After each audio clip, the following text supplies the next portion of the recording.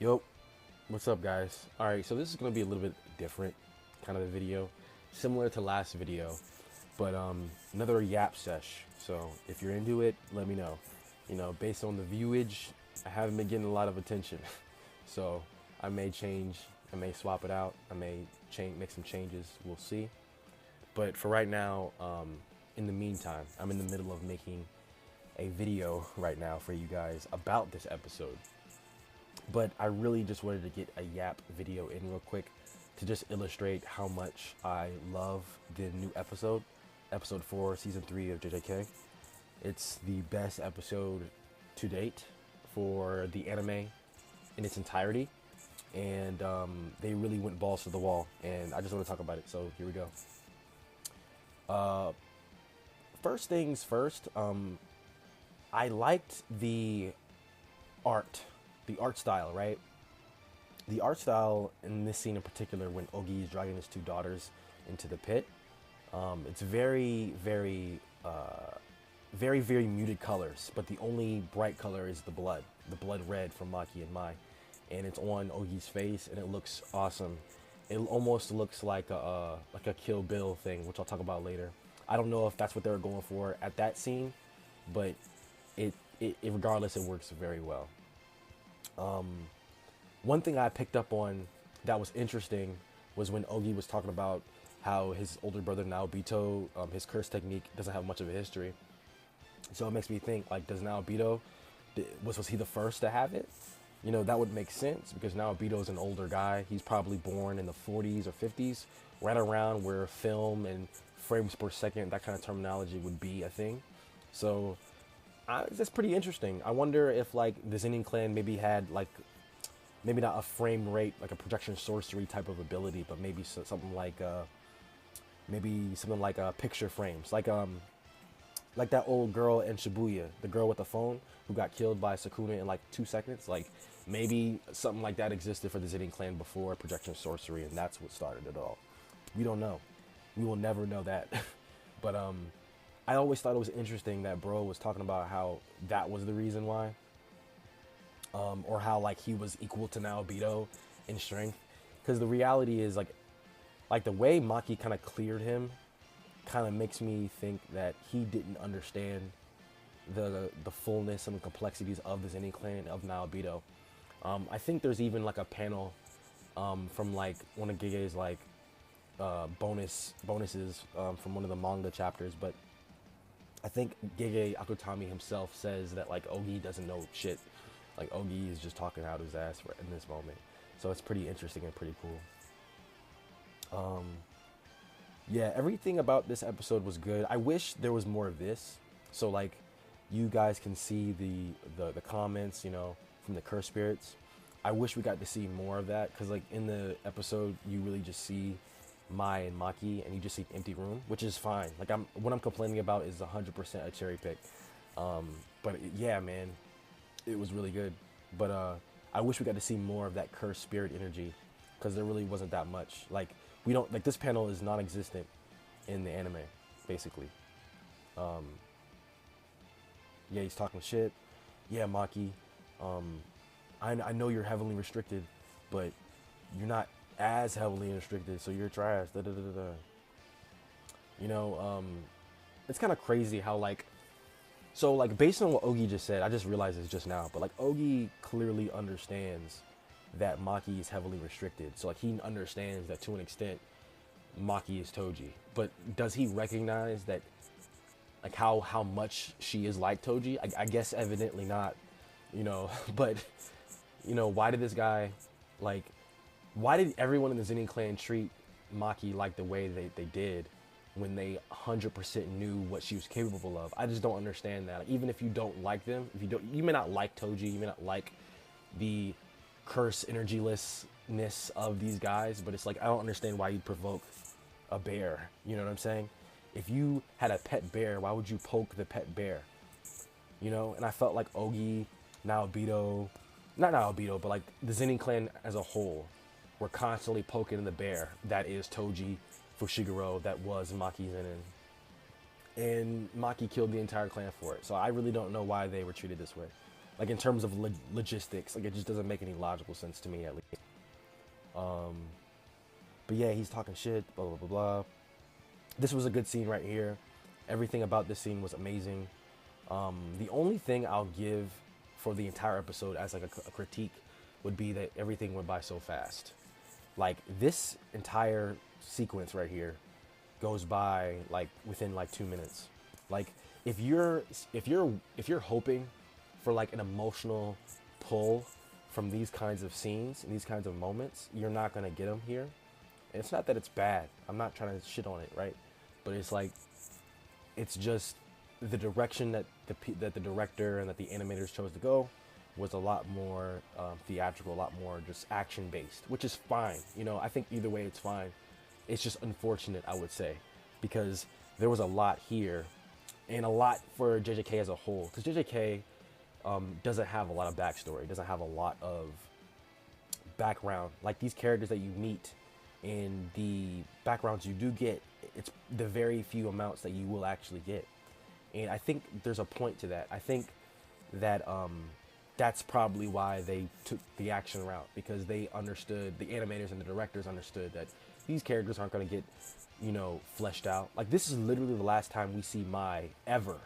Like I can't think of another time where Mai's like design character is shown illustrated in the manga like after this moment.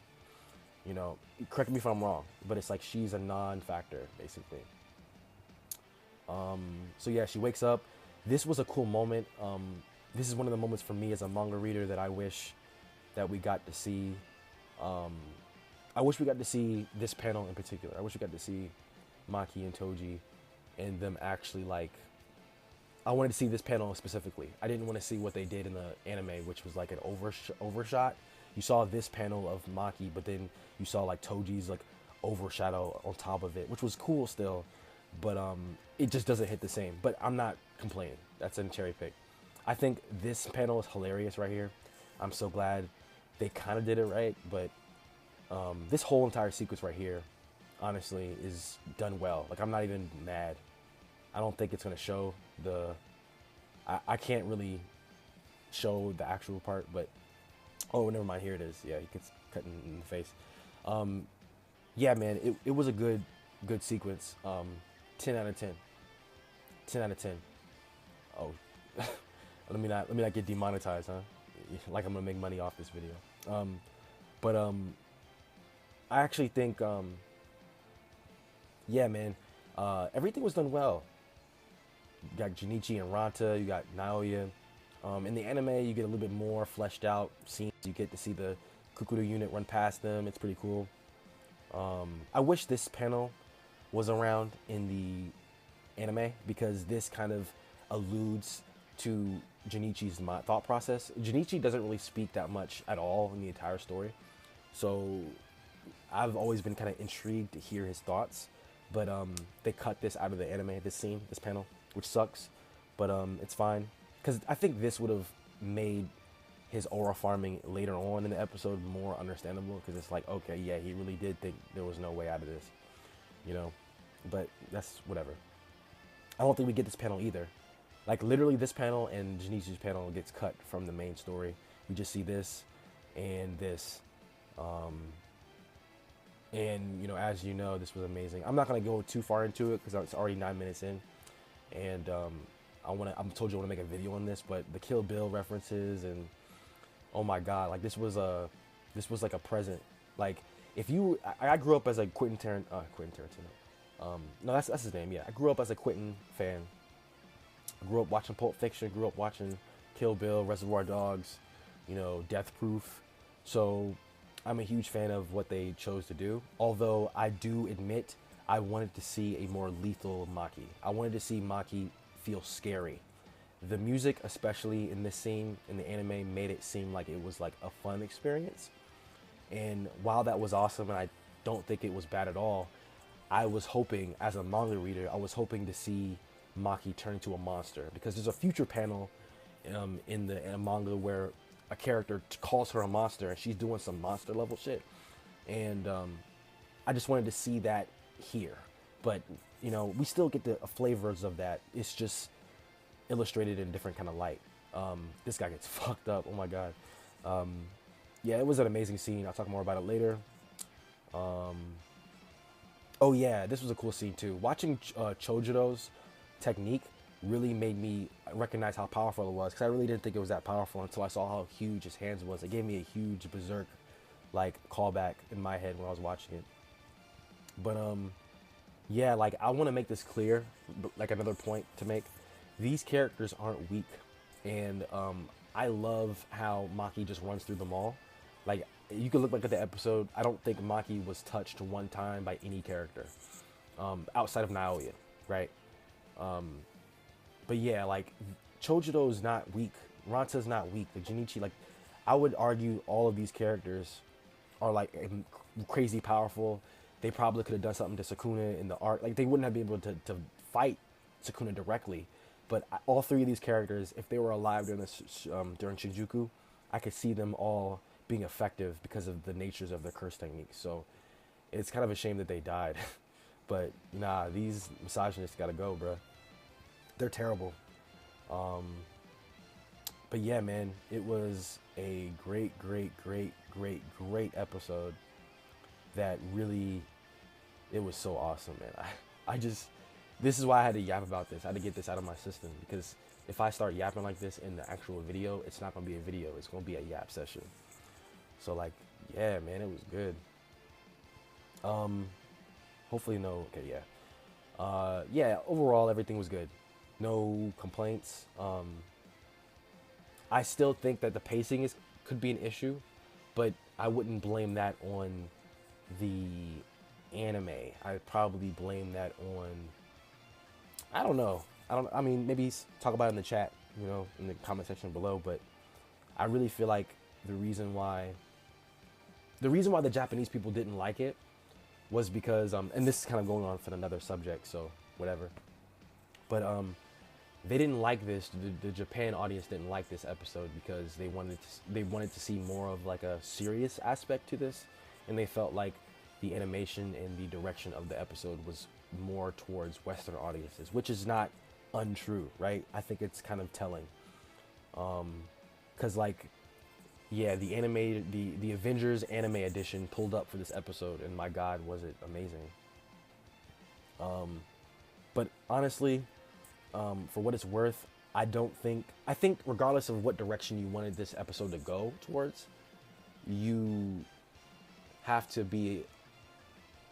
accept the love and the care and the respect that every animator and every writer and everybody who was a part of this product put into this episode.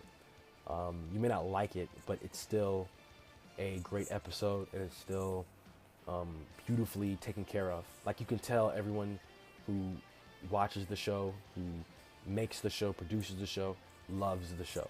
And that's all I care about personally. I just care that the people that are making the show care about the show enough to put their foot in it, and they did. You know, it may not be the type of way that you like it, but it's still that way. So, or it's still taken care of, is my point. So with that being said, I think I'm gonna cut this short because it's been 13 minutes, brother. He is 5 stars though. Wow, that's crazy. I never saw this before. Nobody likes Naoya, bruh. That's so funny. Nobody likes this guy. Anyways, if y'all like this kind of style of video, let me know. Please, please, please, please comment. Tell me what you guys think. Tell me what you guys, you know, feel. And let's have a conversation, because I think that JJK is the perfect kind of anime for those kinds of conversations. So that being said, this is it. You know, I'll catch y'all later. All right, bye.